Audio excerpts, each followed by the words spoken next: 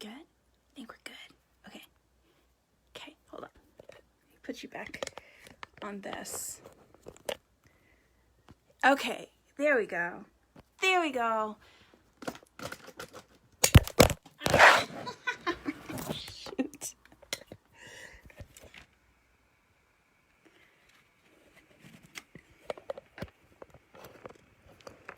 This cannot, like, seriously, this could not be more annoying.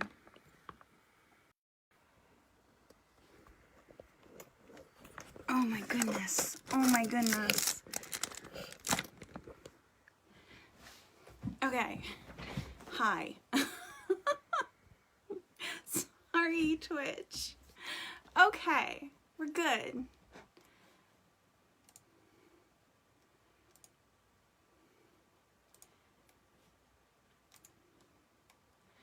We're good. Hi, guys.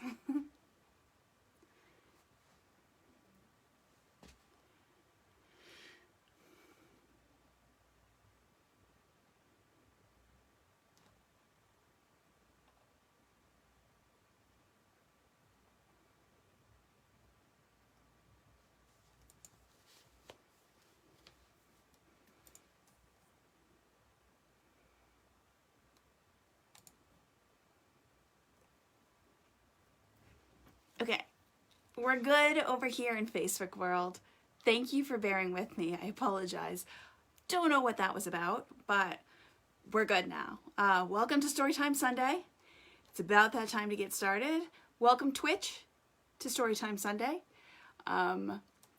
This week, for those of you just tuning in, because that's most of you now that we've got the camera situated correctly, we are reading Bunnicula.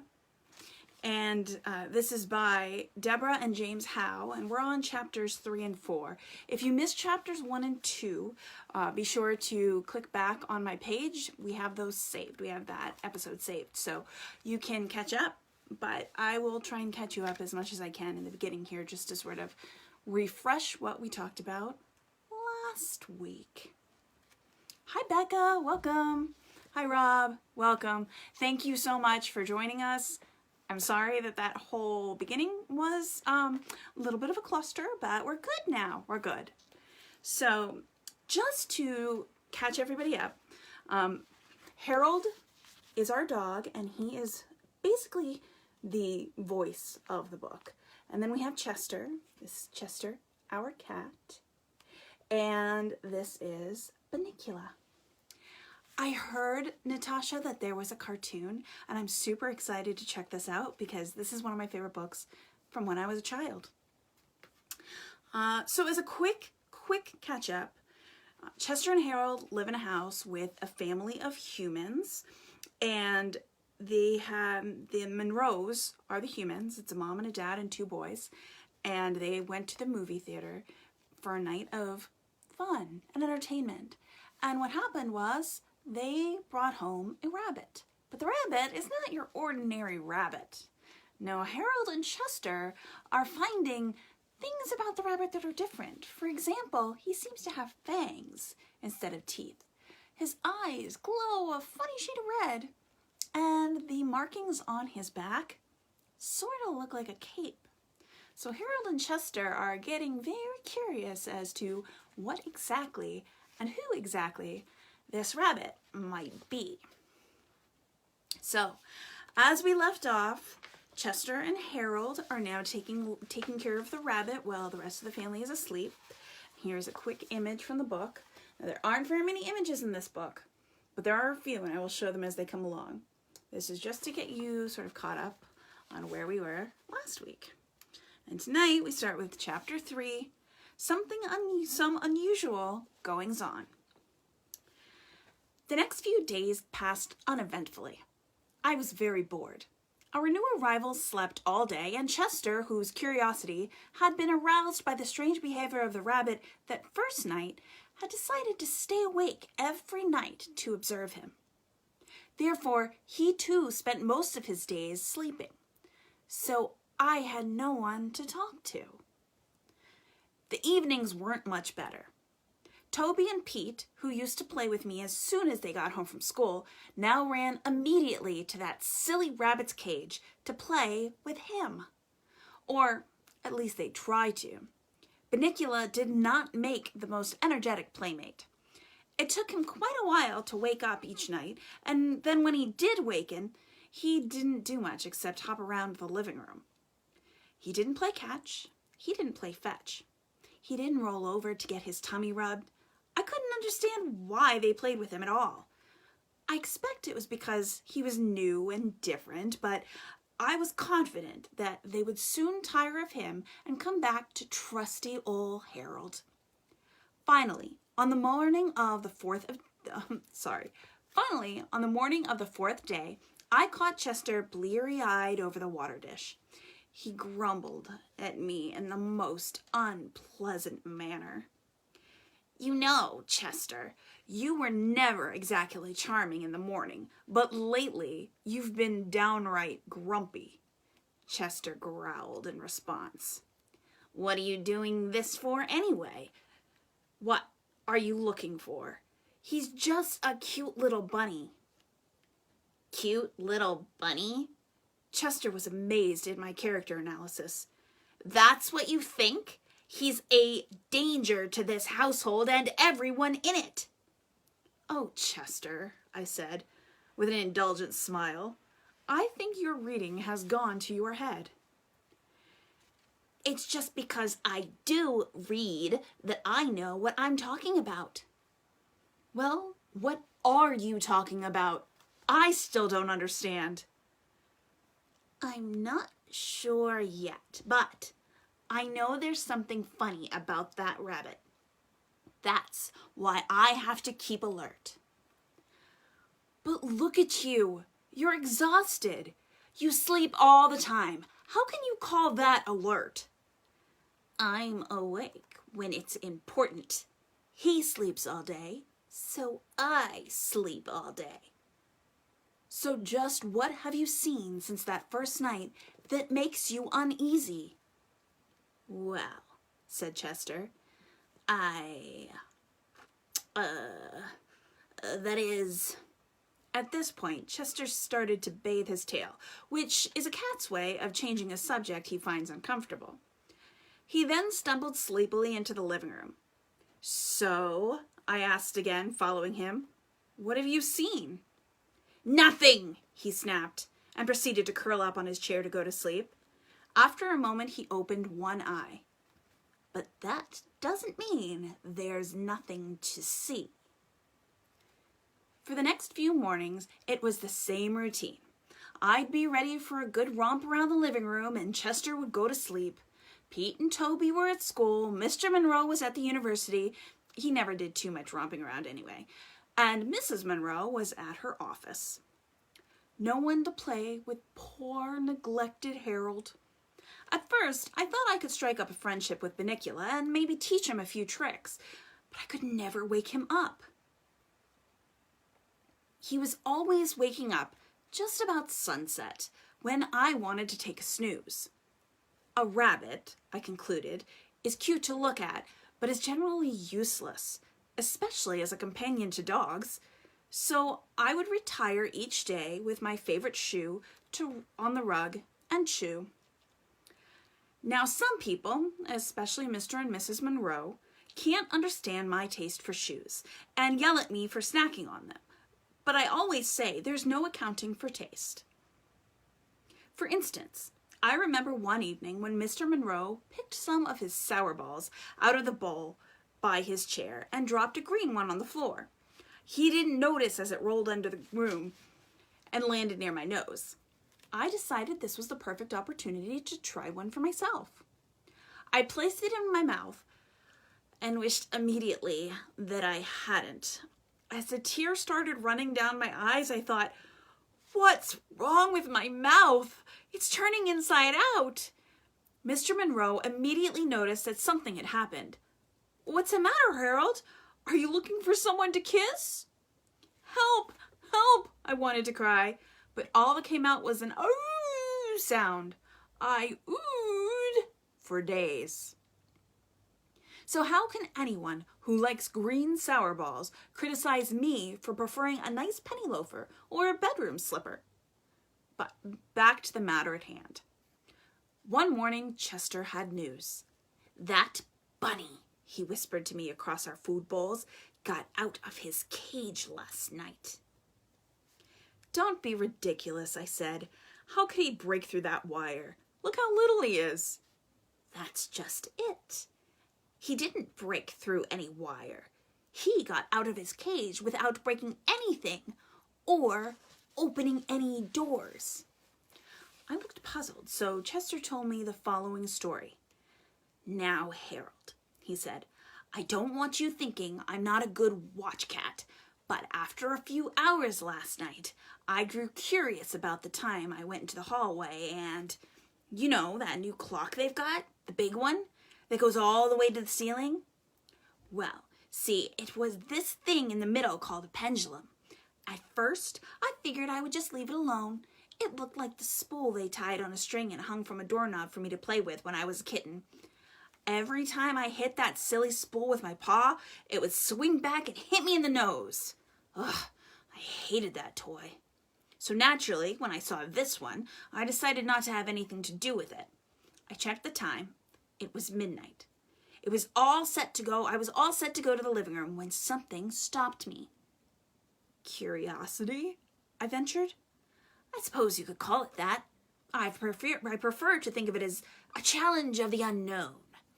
I put one paw over my nose and reached out the other one and gave it a good smack. I darn near broke my arm. It's still tender. See how swollen it is? He showed me his little paw. I couldn't see anything wrong, but I knew better than to argue with him. Yes, I said. That looks terrible. You must be suffering awfully. You'd better go easy today. He limped dramatically, just far enough to display his new handicap, and continued. I couldn't even get to the pendulum. Somebody had put glass in front of it, and I was pretty mad. I was all set to go back, but at the same time I couldn't help watching that thing move back and forth and back and forth, back and forth. It was so easy to watch that before I knew what happened, I was waking up. You fell asleep? I said incredulously. I couldn't help it. I didn't even know what had happened. But I looked up at the face of the clock and it was 12:45. It'd been gone for 45 minutes. I ran back into the living room, looked at Bunnicula's cage, and it was empty. I couldn't imagine where he was. Then I noticed a light coming from under the kitchen door.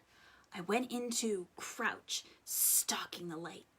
When, click, I heard the refrigerator door close and the light went out. Well, it must have been Mr. Monroe having his midnight snack, I suggested. No, that's what I thought. I jumped on my chair, curled up really quick, and kept one eye open, pretending to be asleep. Slowly, the door to the kitchen squeaked open. This little head poked out from around the corner and looked to either side to see if the coast was clear. Then, guess who came bouncing out all by himself and with that idiotic grin of pleasure plastered all over his face? Well, I guess it wasn't Mr. Monroe, I said. Not unless he wears bunny pajamas and gets very tiny at night. Bunnicula, huh? You got it. Unfortunately, I hadn't positioned myself so that I could see him get back into the cage, and I didn't want to let him know that I had seen anything, so I had to stay put. I still don't know exactly how he got out or back in. At this point, Mr. Monroe came downstairs to make breakfast. I wondered if Chester hadn't dreamed the whole thing. He did admit he'd fallen asleep, and as I've said, he has quite an imagination. But I was game. After all, there hadn't been any excitement in this place for days. Chester and I took our positions under the kitchen table. We didn't have long to wait. Holy cow! Mr. Monroe yelped as he opened the refrigerator door. He took this funny-looking white thing out of the fridge and held it at arm's length. Peter, come down here! What is that? I whispered. Beats me, Chester answered. It looks like a white tomato. Very funny, I said, as Pete came into the kitchen. Peter, have you been playing with your chemistry set in here? No, Dad. Why? I thought this might be one of your experiments. Do you know what it is? Gee, Dad, it looks like a white tomato. Just then, Mrs. Monroe and Toby came into the door. What's all the fuss about? Mrs. Monroe asked. We were just trying to figure out what this is. Toby pulled it down so he could get a better look. Well, he said, it looks to me like a white tomato. Mr. Monroe took a long look. You know, he said to his wife, it really does look like a white tomato. There's one way to find out, said Mrs. Monroe, who was always the practical one. Let's cut it open and see what's inside. Everybody gathered around the table. I jumped onto the chair, and in all the excitement, no one noticed that I had my paws on the table, which, under normal circumstances, was discouraged, to say the least. Chester wasn't so lucky. Chester, get off the table, Mrs. Monroe said. Chester jumped onto Toby's shoulders, where he stayed to view the proceedings. We find ourselves with a picture, folks. Lucky us. Here's a picture of our little family. The Monroes, Chester, and Harold. Mrs. Monroe took her sharpest knife and cut cleanly through the thing. It fell in 2 halves. It's a tomato, all right, said Mrs. Monroe. Here are all the seeds. But why is it white? Toby observed. And look, said Pete, it's dry. So it is, Mr. Monroe said as he picked up one of the halves. There's no juice at all. Well, Anne, what do you think? It's gone bad, I guess, though I've never heard of a tomato turning white before. Come on, she said, clearing the table. Let's throw it out and have breakfast. And Harold, get your paws off the table. Rats. Chester jumped down from Toby's shoulders and motioned for me to follow him into the living room. This had better be important, I said. They're cooking bacon. A white tomato? Very significant, Chester murmured. So, it's a white tomato, I said, edging my way back to the kitchen door. What does that have to do with Bunnicula? I can tell you one thing, Chester said. I got a good look at that tomato.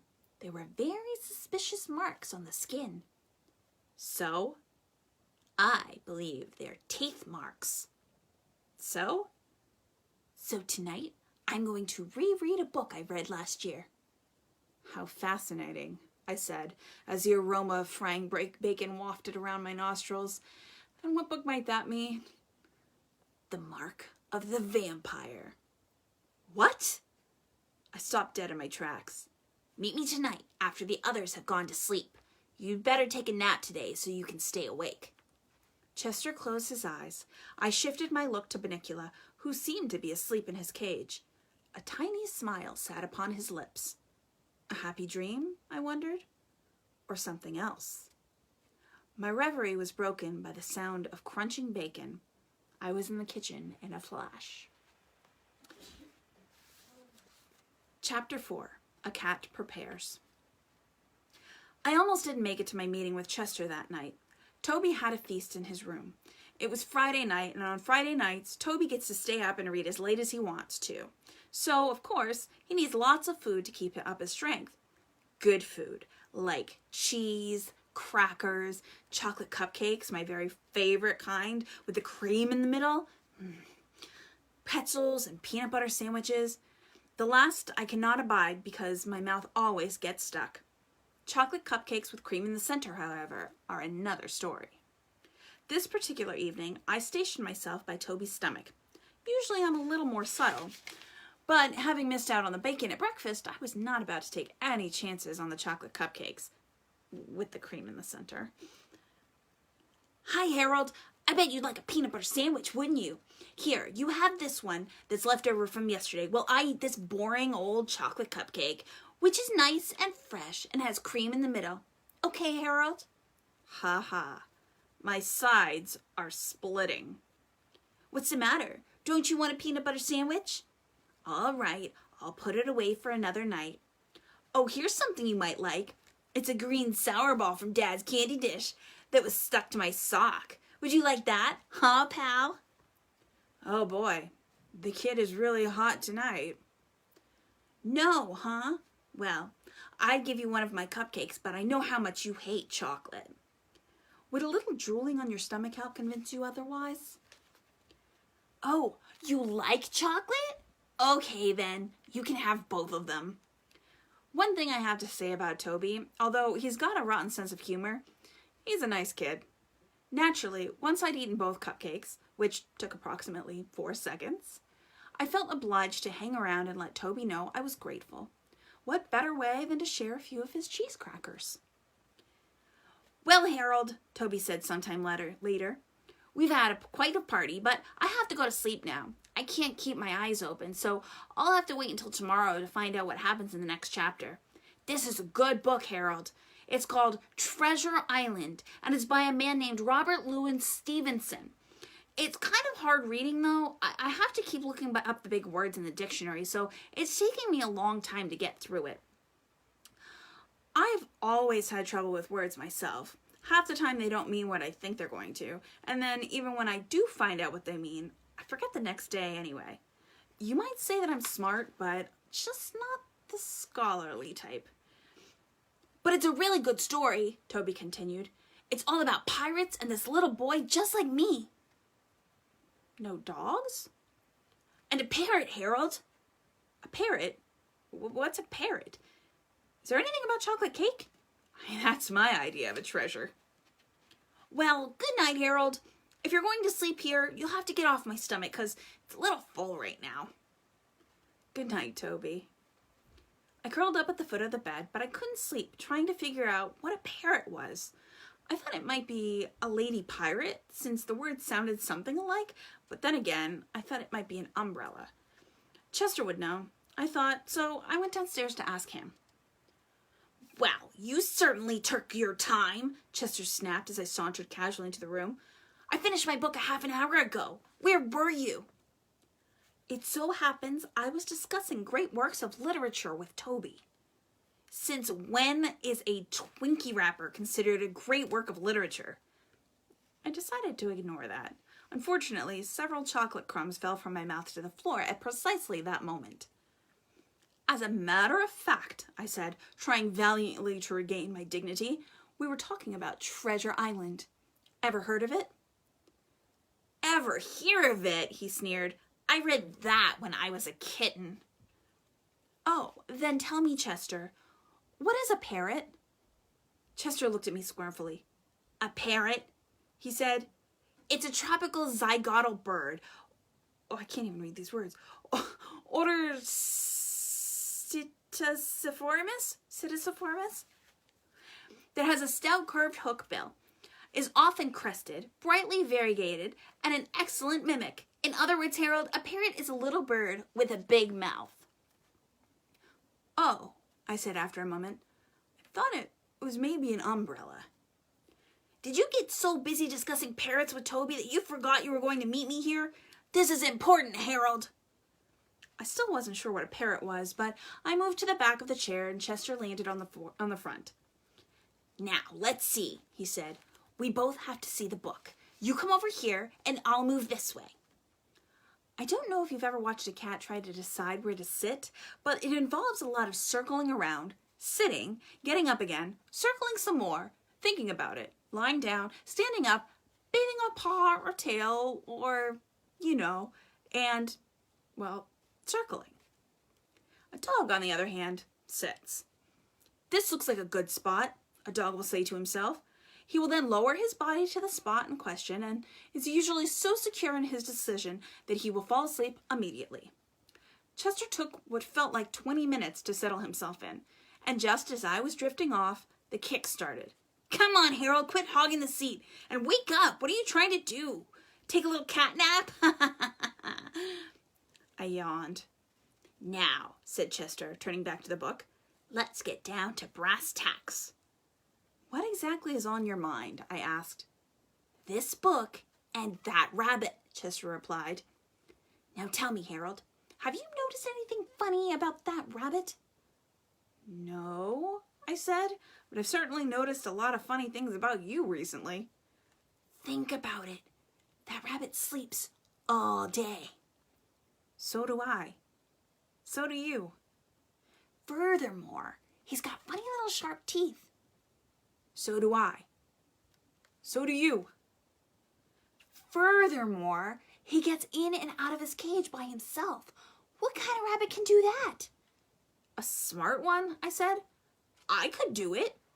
We're not talking about you, Harold. We're talking about the rabbit. Now, where did they find him? At the movies? Yes. But what movie? Dracula, I said. So? So, he said quickly. Remember the note around his neck? What language was it in? An obscure dialect of the Carpathian mountain region, I answered smugly. He didn't know everything. Aha, Chester said. But what area of the Carpathian mountain region? Area? What's an area? I looked at him blankly.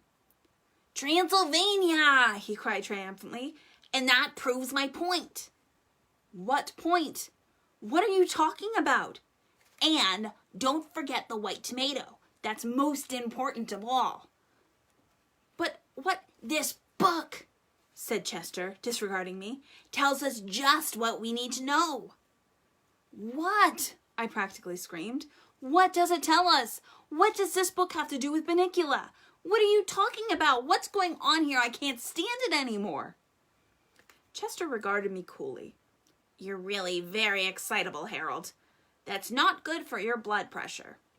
I put my paws around his throat. Tell me, I said in a low, threatening voice, or I'll squeeze you till you pop. Okay, don't get upset. Now, this book tells you everything you've always wanted to know about vampires, but were afraid to ask. Personally, I never wanted to know anything about vampires, but at the moment, I was afraid to tell that to Chester. I still don't understand what vampires have to do with our furry little friend. 1, Chester said. Vampires do not sleep at night. They sleep only during the day. The same holds true for this rabbit. 2, vampires get in and out of locked rooms. Bunnicula gets in and out of locked cages. This was beginning to interest me. Didn't you say something about the refrigerator? That's right. He got the refrigerator open. All by himself. 3, vampires have long pointed teeth. They're called fangs. Well, don't we have fangs? No, we have canines. That's different. What's different about it? Fangs are more pointed, and vampires use fangs to bite people on the neck. Ugh! Who'd want to do that? Vampires would.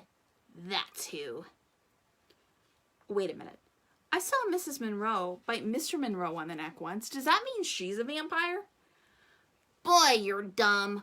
She's not a vampire. She's a lawyer. She bites necks. I don't think that's quite the same thing. Now, Bunnicula does not bite people on the neck, at least not so far. But he does bite vegetables. On the neck? I asked. Vegetables don't have necks, Harold. Vegetables are just like that. It's like the dog. Dogs don't have brains. Dogs are just like that. Oh yeah? I said. Of course he bites vegetables. All rabbits bite vegetables. He bites them, Harold, but he does not eat them. That tomato was all white. What does that mean? It means that he paints vegetables? I ventured. It means he bites vegetables to make a hole in them, and then he sucks out all of their juices. But what about all the lettuce and the carrots that Toby had been feeding him in his cage?